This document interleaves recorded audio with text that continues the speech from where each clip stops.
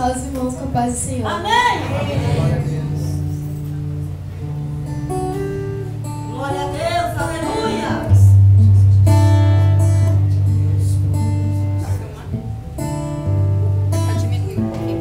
Só o Senhor é Deus, alabado.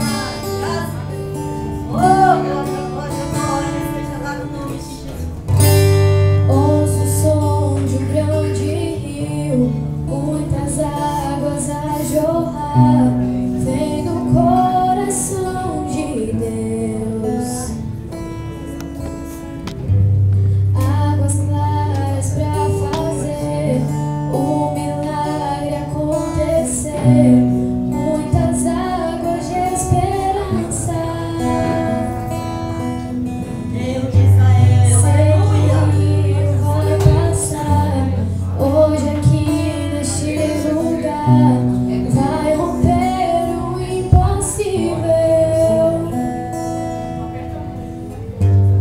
Vejo vida ressurgir no deserto, uma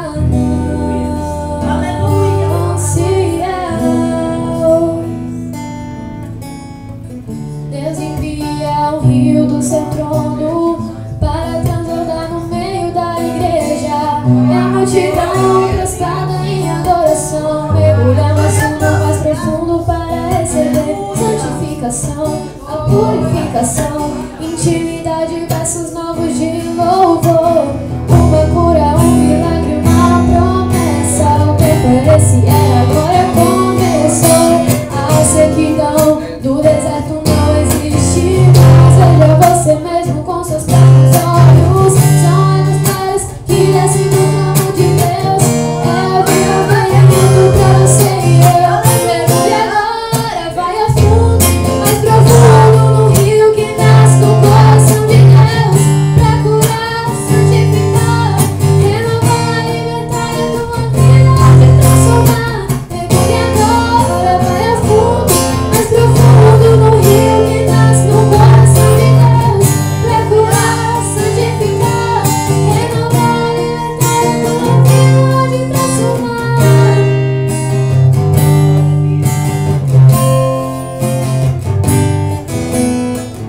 Deus envia o rio do seu trono para transbordar no meio da igreja.